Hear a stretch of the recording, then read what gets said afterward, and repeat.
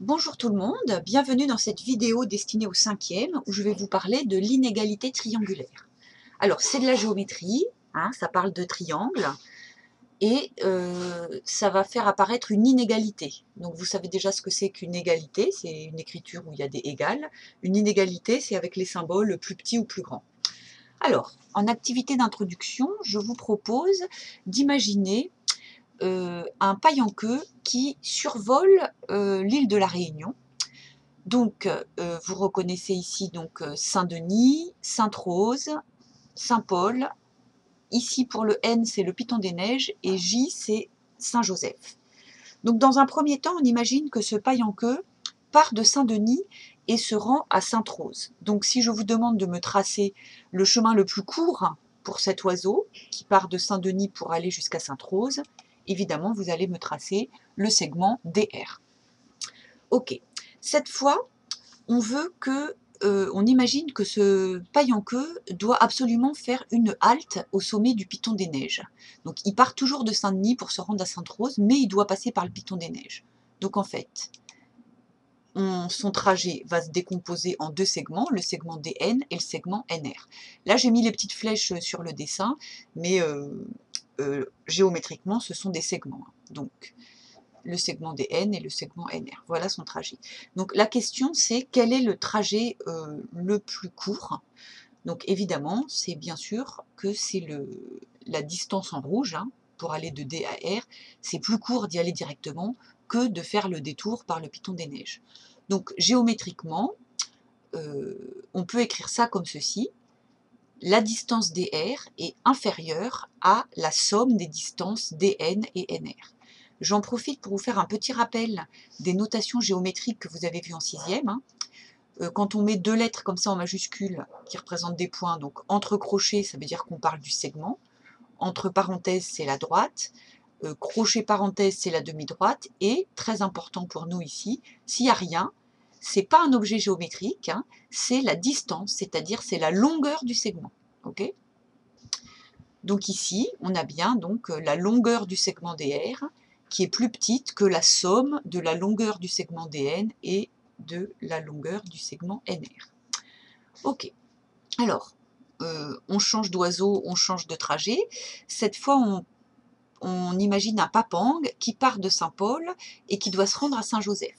Alors, s'il y va directement, voilà le trajet, hein, c'est le segment PJ, et si lui aussi doit faire une halte au sommet du Piton des Neiges, et ben, il passe par il va au sommet du Piton des Neiges en ligne droite, hein, et après il rejoint Saint-Joseph.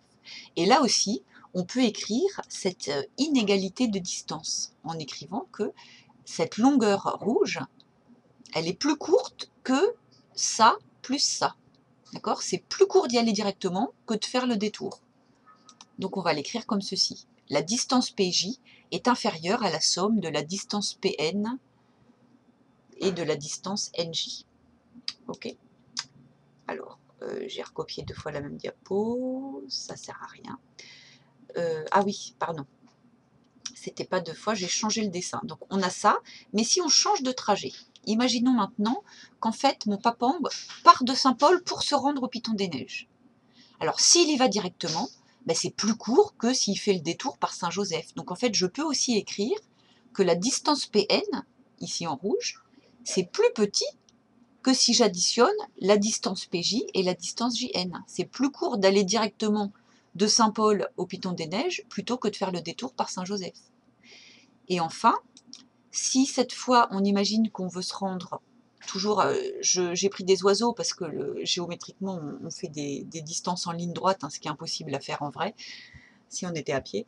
Donc de Saint-Joseph jusqu'au Piton des Neiges, c'est plus court d'y aller directement que de faire le détour par Saint-Paul. Donc je peux écrire ça. La distance JN, hein, celle-ci, c'est inférieur à JP plus PN. Voilà, bon bah c'est ça qu'on appelle l'inégalité triangulaire. Donc en fait, ça se passe dans un triangle et on peut écrire une inégalité de distance. Donc, il faut écrire ça, hein, dans un triangle, la longueur d'un côté est inférieure à la somme des longueurs des deux autres côtés. Et ça, il faut l'apprendre par cœur, carrément. Donc dans un triangle, la longueur d'un côté est inférieure à la somme des longueurs des deux autres côtés. Alors, on va refaire un petit dessin pour que ce soit clair. Je vais me prendre un triangle ABC. Ben, par exemple, si je prends mon côté AB, je peux dire que AB, la distance AB, c'est plus petit que AC plus BC. Plus CB, pardon.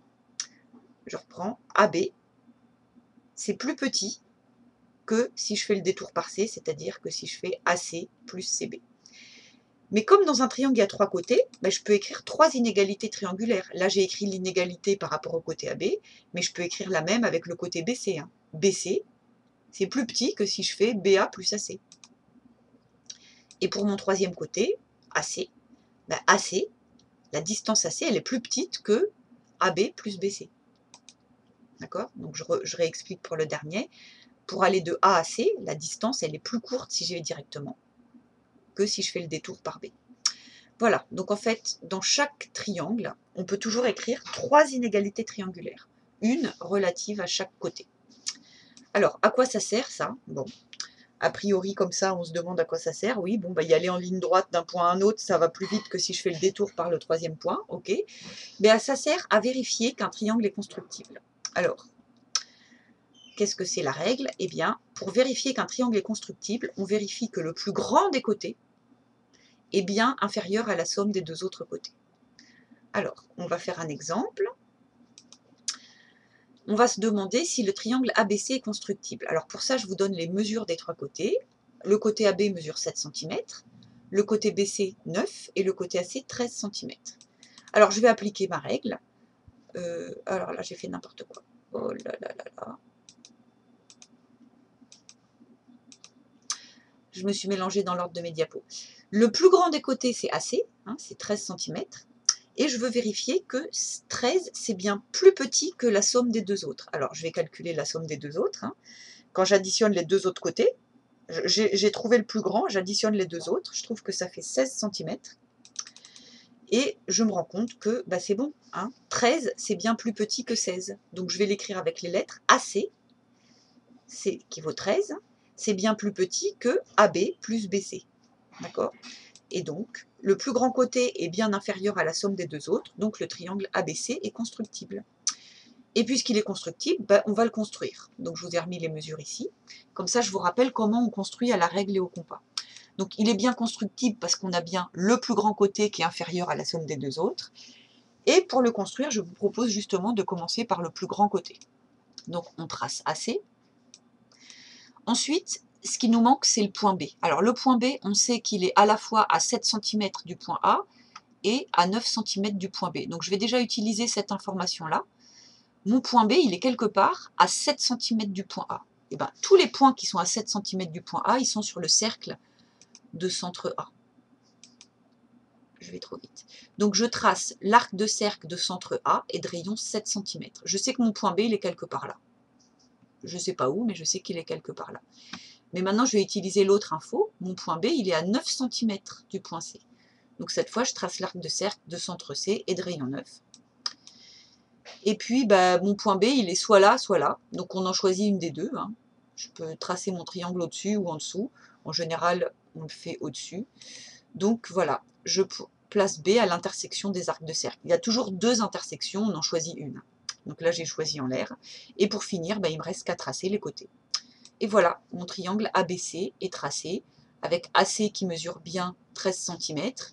Ici, ça mesure bien 7, hein, puisque j'avais fait un arc de cercle de rayon 7. Et ici, BC, ça mesure bien 9. Ok, donc c'est bon, le triangle était constructible, on peut le construire. On va voir un deuxième exemple, on va se poser la question de savoir si le triangle IJK est constructible. Alors, je vous donne les mesures. Donc, on refait la même chose, on repère le plus grand côté, et puis on additionne les 2 autres. Donc ici, 8 plus 6, ça fait 14. Donc ce qu'on voudrait, c'est donc comparer le plus grand côté et la somme des 2 autres. Et là, on se rend compte que le plus grand côté, il est plus grand que la somme des 2 autres. Hein. 15, c'est plus grand que 14. Donc, rappelez-vous, le cours, c'est pour vérifier qu'un triangle est constructible, on vérifie que le plus grand de côté est bien inférieur à la somme des 2 autres. Ben là, ça ne marche pas. Là, c'est pas inférieur, donc non, ça ne marche pas. Donc on l'écrit, hein, le plus grand côté n'est pas inférieur à la somme des 2 autres, donc le triangle IJK n'est pas constructible. Alors, bah, qu'est-ce qui se passe si on essaye quand même de le construire? Je vais vous montrer ce qui se passe. Je vais vous montrer que ça ne marche pas. Donc, je garde les mêmes mesures, hein, on a dit que ça ne marchait pas. Donc, je vais essayer de faire la même méthode que pour le premier. Je vais commencer par tracer le plus grand côté. Donc, je trace mon segment JK de 15 cm. Ensuite, je veux trouver mon point I qui est à 8 cm du point J. Donc, je trace l'arc de cercle de centre J et de rayon 8. Et mon point I, il est aussi à 6 cm du point K. Donc, cette fois, je trace l'arc de cercle de centre K et de rayon 6. Et ben voilà ce qui se passe. C'est que les deux arcs de cercle ne se croisent pas. On ne peut pas, hein, ça ne marche pas. Je ne peux pas. Je ne peux pas placer le point I. Le point I, tel qu'on le voudrait, n'existe pas. D'accord? Donc les arcs de cercle ne se coupent pas, le triangle IJK n'existe pas, le point I n'existe pas, donc ça ne marche pas. Donc voilà. Alors, on fait le troisième exemple. Est-ce que le triangle PQR est constructible avec ces mesures-là? Donc toujours la même chose, on repère le plus grand côté, on additionne les deux autres, et là on se rend compte que le plus grand côté, PR, la longueur du plus grand côté, est exactement égale à la somme des longueurs des deux autres côtés. Alors pour comprendre ce qui se passe, on va essayer de tracer, voir ce que ça donne. Donc je trace le segment PR, le point Q est à 4 cm du point P, donc je trace l'arc de cercle de centre P de rayon 4, je trace l'arc de cercle de rayon R, de centre R pardon, et de rayon 6, parce que QR c'est 6 cm, et là on se rend compte que le point Q existe, mais que ça ne fait pas un triangle. Le point Q se retrouve ici à l'intersection des deux arcs de cercle sur le segment PR. Donc dans ces cas-là, eh ben, ce n'est pas un triangle, mais ça existe, la figure existe, les points sont alignés. Alors, je vous ai fait une petite carte mentale pour résumer tout ça. Concrètement, pour vérifier qu'un triangle est constructible, on compare le plus grand des côtés, enfin, la longueur du plus grand côté, à la somme des longueurs des deux autres côtés. Et il y a trois cas qui peuvent se présenter. Soit la longueur du plus grand côté est inférieure, soit elle est supérieure, soit elle est égale à la somme des deux autres côtés. Donc quand elle est inférieure, c'est bon, le triangle est constructible, l'inégalité triangulaire est bien vérifiée, on a bien un triangle.